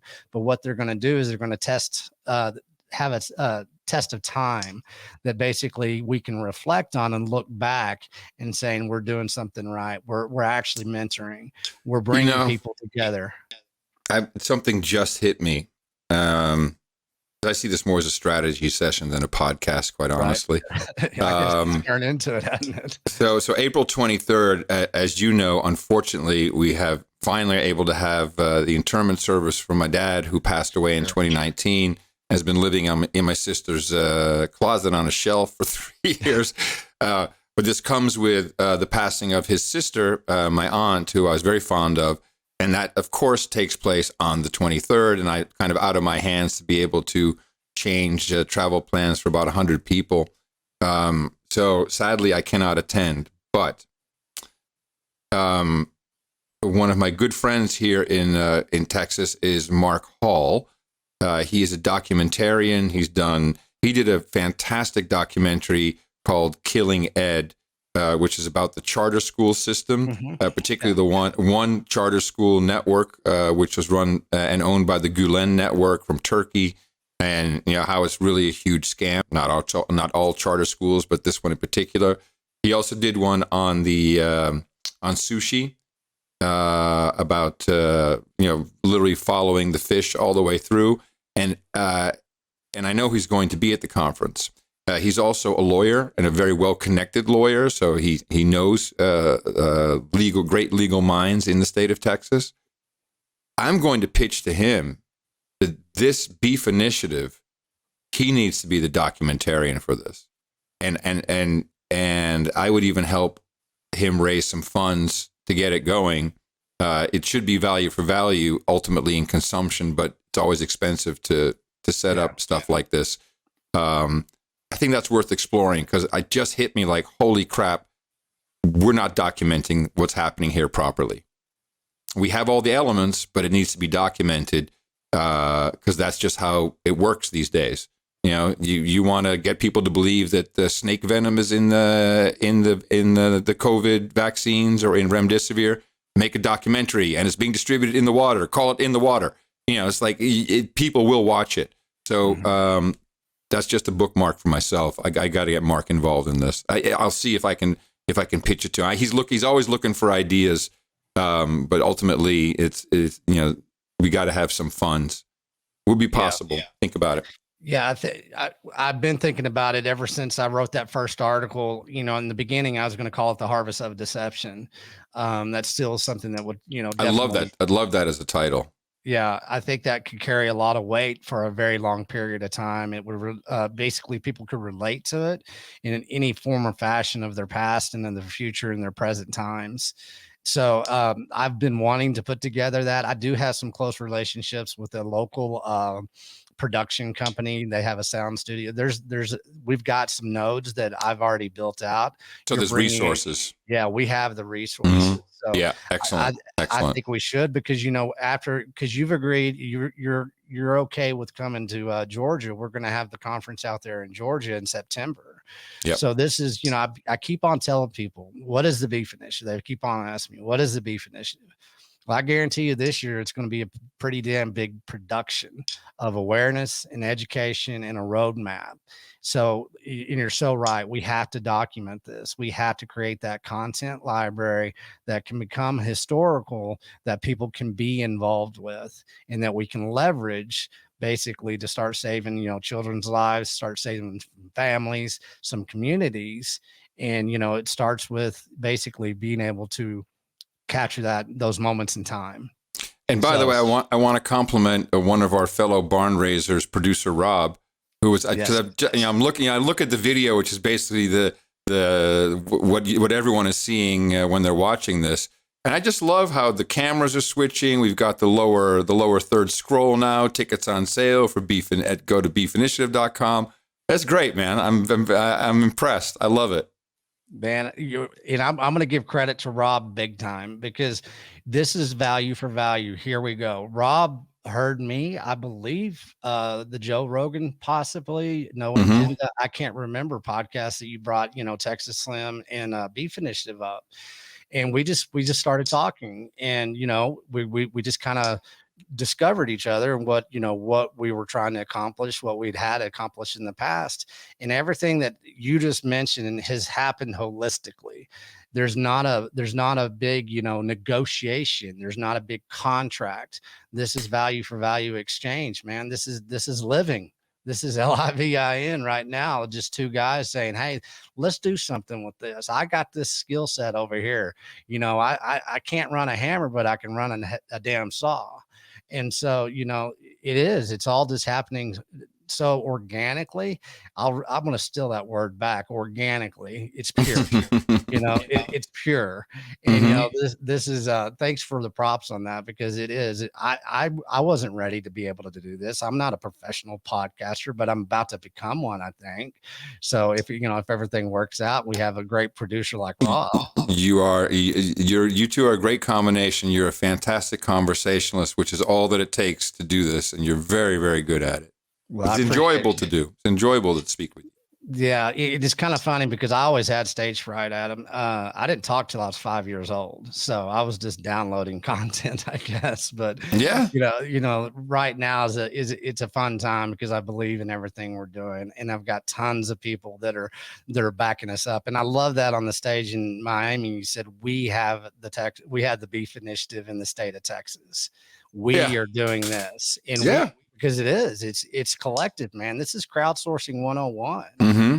And we've been going on for a while here, but can we talk about basically the conference?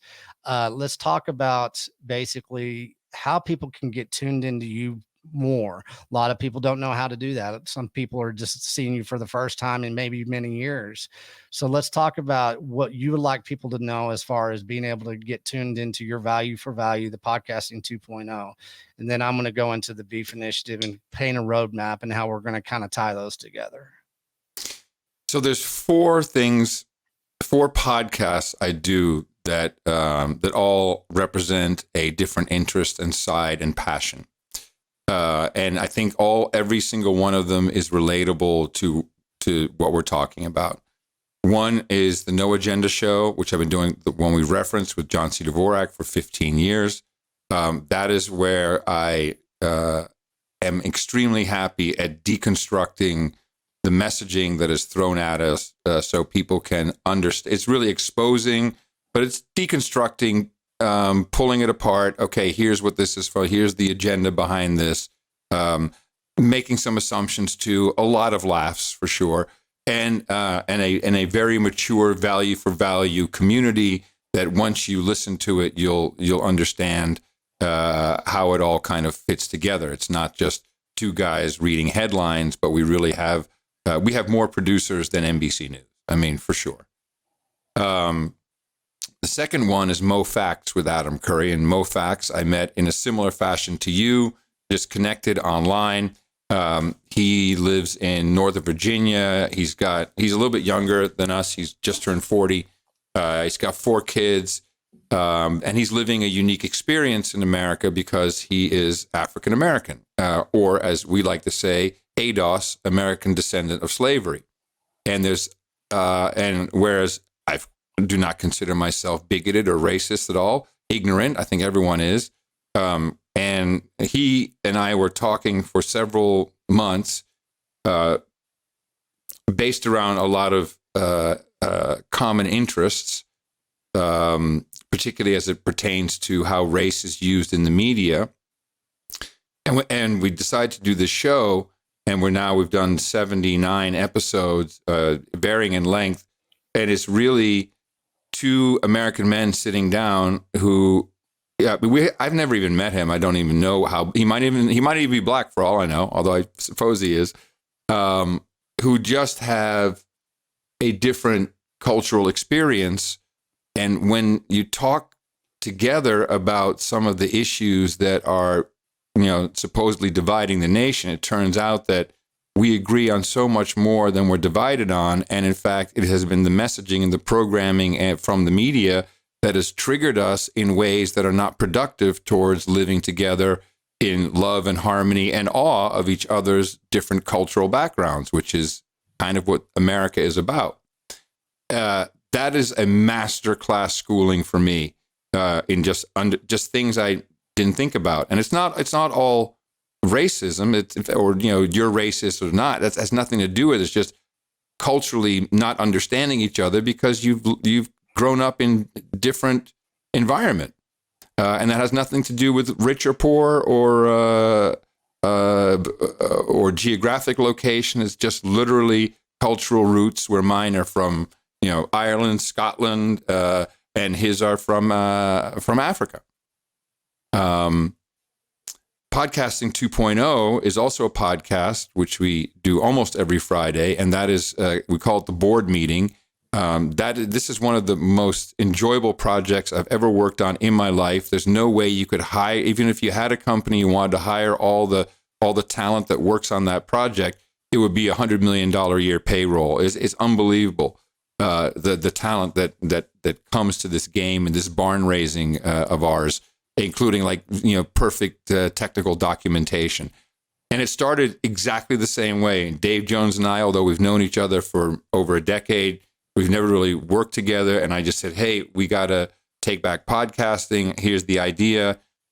Here's the reasons why. We can add money to it. And in typical Adam and Dave fashion, Dave went, okay, cool, let's do it. And the barn raising started. The fourth one is Curry and the Keeper, and I do this with my wife. And this is every fortnight, every 14 days. I knew that, and it's turning. We just did our 10th episode, and it's all podcasting 2.0 from beginning to end. It's not on the Apple Index. You can only get it with a modern podcast app from newpodcastapps.com. Which includes some of the bigger ones you may have heard of, like Overcast or Podcast Addict. So it's not all just new stuff. A lot of quick growers. Also, the only way we monetize is through donations, so value for value, and we try to keep that strictly through the Podcasting 2.0 streaming value for value. But I knew that if we speak just as honestly as we do to each other all the time, that it would be very compelling for people in relationships, but also I thought it would be great for us because to learn. Well, for us, really, it's interesting, and the whole idea is we drink a bottle of wine and we laugh a lot, but we're also through the feedback loop of this still small community that we have. Tina and I have started becoming or have been reinterested in faith. And what is thinking about God and Jesus Christ, and we even went to a church recently, and so this is part of that conversation, and it all stems from the same place. It's all barn raising. I think the Curry and the Keeper, maybe we're also in that barn. It's part of barn raising for us too. It kind of goes both ways. I can't quite put it all into words, but it's been a really, really fantastic experience. All the great people we're meeting and the struggles they're going through, the questions they have. It's part of the balance of here's the food. Parents still have to feed their kids the food, So we're bringing all of this together again, not on purpose but it's for me it rounds out all the work that I need to do to participate in moving where we're going. So you can find all of those in a podcast app, but you can always find me on Twitter, at Adam Curry. That's the best way I would say to understand what I'm doing. And where I'm trying to contribute. I love that. I mean, everything that you just said is such a cool balance. It didn't happen overnight, but it happened with a collective, a collection of years of experience of basically intentional now moving forward, us in our 50s, you do have that type of awareness and clarity to where you want that balance in your life. And when it does start coming together, it really does kind of orchestrate into something that's beautiful. It orchestrates into something that you feel like, this is living. And I want a lot of people to understand that is that, I bring up, the mass prohibition of things that are trying to be attempted at this time. The type of innovation that you can actually allow yourself opportunity to be happy and in love, to find some new faith, to find some new strengths. It's all there, and we're doing it here. We're doing it right now in the last 2 hours. And people need to, I always tell people, turn off your damn TV, turn off the damn noise, and point your compass in a different direction. And, and if you do that, it's so simple to really, just take that small step to the left, to the right, and get toe to toe with whatever you want to get toe to toe with. And, these forms of communications that we're establishing, these ideas, these strategy sessions, this is, it happened with one in 3 o'clock in the morning, back in last year in 2021, all this that was the source of the seed of where we are right now. With the beef initiative, 6 months, I have been asked so many times, what is it? Well, we're going to start defining it at the Beef Initiative Conference in Kerrville, April 23rd. Beefinitiative.com is where you can go get your tickets, and you can get, a lot more information about the Beef Initiative and, the conference itself. We have a unlimited amount of great speakers. Unfortunately, you won't be there at this one. We've already discussed that, but you're going to be, at all the other ones, I hope, that we have across this nation. What we need to understand is the Beef Initiative is about to launch some, some good announcements that's going to allow people to, let's get back to our roots. Because we're going to get back to, starting with the grass. We're going to be grass-fed, grassroots, and we're going to do a barn raising this year in the United States, and we're going to start in Central Texas. And this is a very exciting time. I believe that these strategy sessions are going to grow now.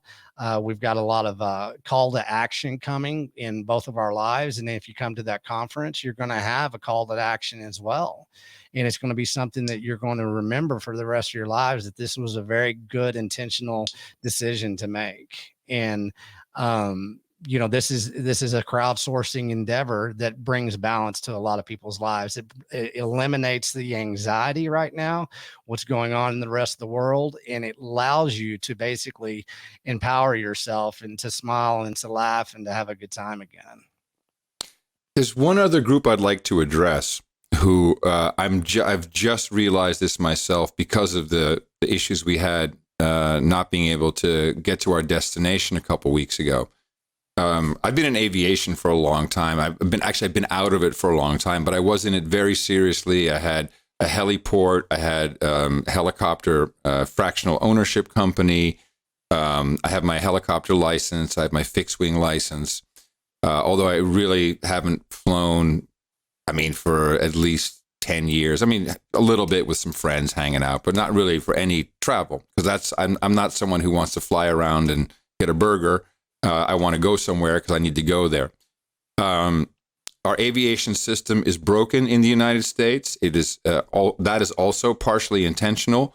Our transportation secretary does not seem to be interested in how broken it is.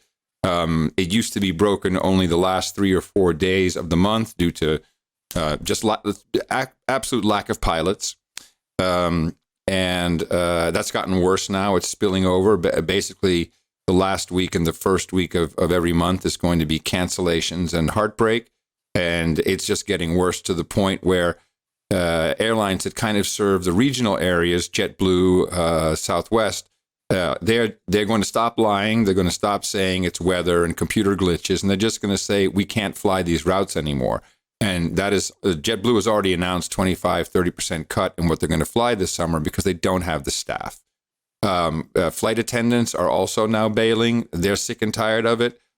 A lot of this does come down to the result of mandates, not necessarily that people were pro or anti, but just the whole struggle that it created and the extra intensity for for our aviation industry. It's still ongoing with masking. That is still an absolute issue.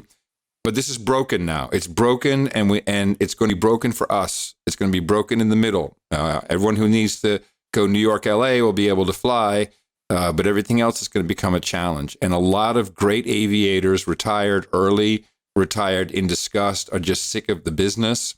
But they're everywhere, and they're very capable pilots. I myself I've decided to get back into it. I'm going to get my instrument ticket, which I had most of the training, but moved out of the country, divorced, all kinds of stuff. That interrupts your sometimes your ticketing process. And I think that this will be critical for the middle. It's still not cheap, right? We're not going to get to the Herb's cattle car, $99 wherever you need to go. That's also kind of over for Herb. But the middle class needs to be able to travel. We still need to be able to get places. Business owners need to be able to go places efficiently, and it's just not going to be. There's going to be too much time involved, and this is kind of a throwback to the 70s and 80s as well. Flying used to be very, very normal in America. We have 7,000 little airports. It was normal to hop in the plane and go see your buddy or your neighbor or a business associate 2-3 hour flight away. This is going to have to come back. It also may be a way for us to effectively start to transport some of this beef, because I think when you even it out, it may be better for the shorter travel time. With it's not even that less efficient now these days with some of the smaller aircraft. They can even take 94 octane.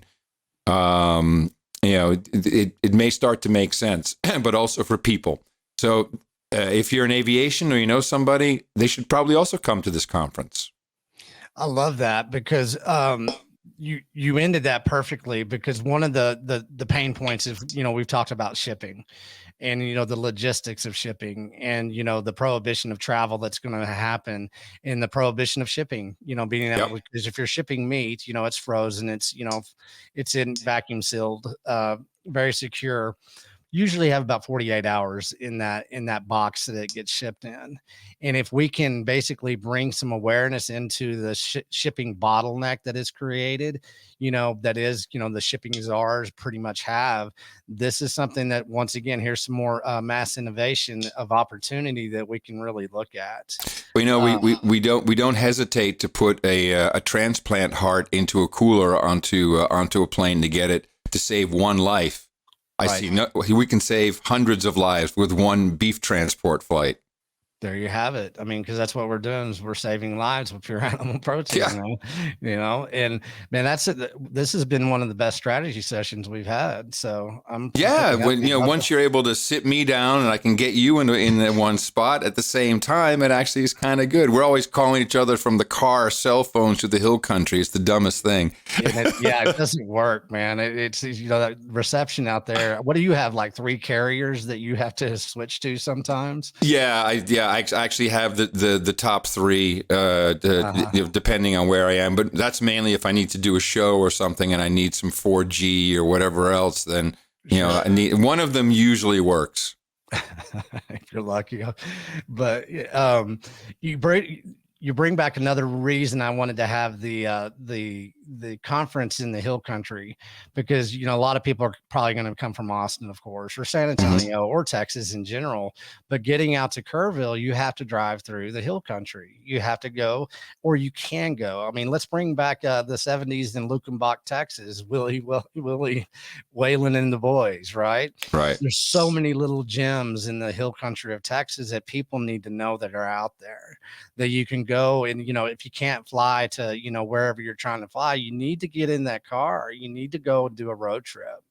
And if you're in the state of Texas, we've got people coming from Illinois, Colorado, Kansas, Oklahoma, Tennessee, Florida, Georgia, maybe Wyoming, Montana, to this conference that people have reached out and told me. Well, it's Excellent. time. The people in Texas, let's look at this as a time to get back and take these road trips. Let's drive through those small towns.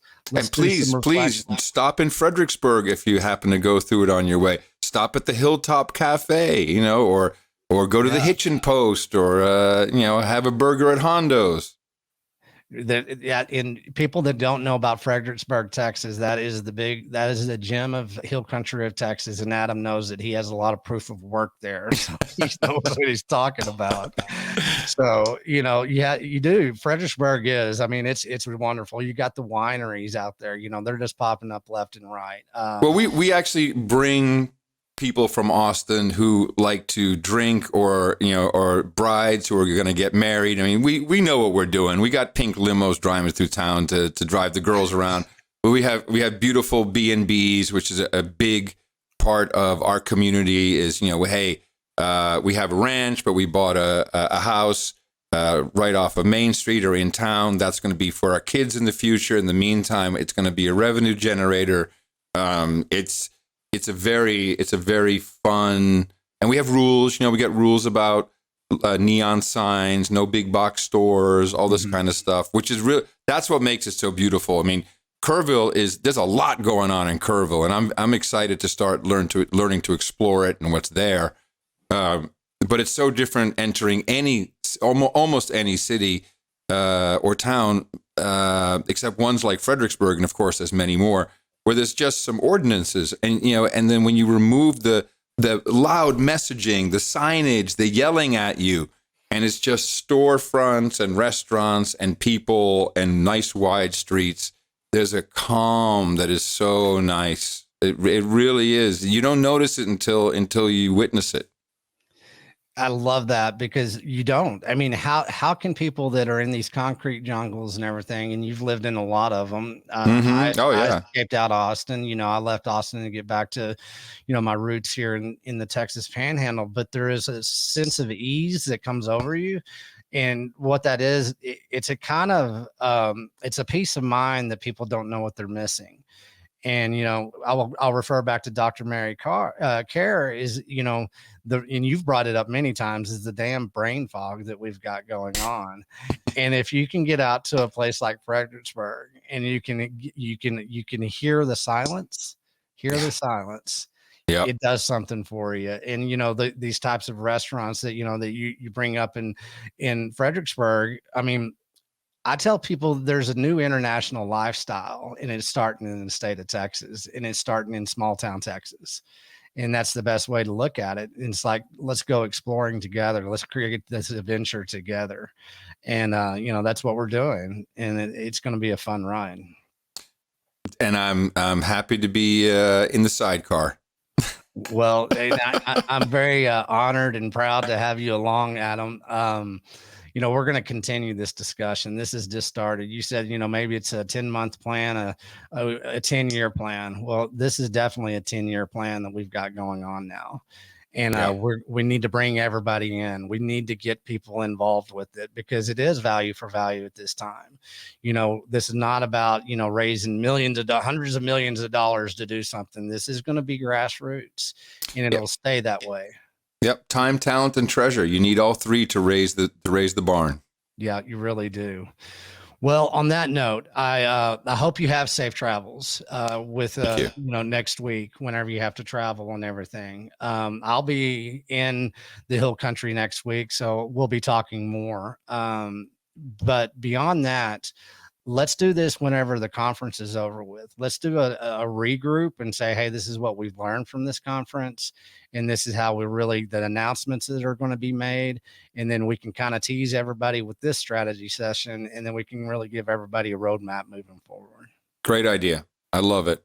And thank you again. Thank you for your leadership. Thank you to everyone who's been helping you. I know you surrounded yourself with some high quality people. I've been fortunate enough to meet some of them. I know I'll meet everybody eventually. Georgia will be easier for me. And congratulations on the podcast, on this first video. This is like no hitch, just perfect. Went off beautifully. Well, it's Rob, I'm just bumping my gums here, and it's all Rob. So it's, it's that wonderful, I guess the Beef Initiative is going to have a heck of a ton of producers as well, just like the No Agenda show. You right? bet. You bet. You From bet. ranchers to everybody. So thank you, Adam. And everybody else, let's go ahead and plug KNC Cattle again, kncattle.com, Cole Bolton. Let's support his protocol system of basically providing some of the best beef in the state of Texas. Okay, guys, we're going to see you next week at the Beef Initiative Conference, Kerrville, Texas, April 23rd. Come get your tickets. Thanks, Adam. Take care, brother. Thank you. All right, you too. Bye-bye. Here at the Beef Initiative, we encourage all you ranchers out there to tell us who and where you are so we can let everybody know. They're looking for you. This time I'm shouting out KNC Cattle out of Austin, Texas. kncattle.com. Cole, he's a fourth generational Texas rancher. He knows what he's doing.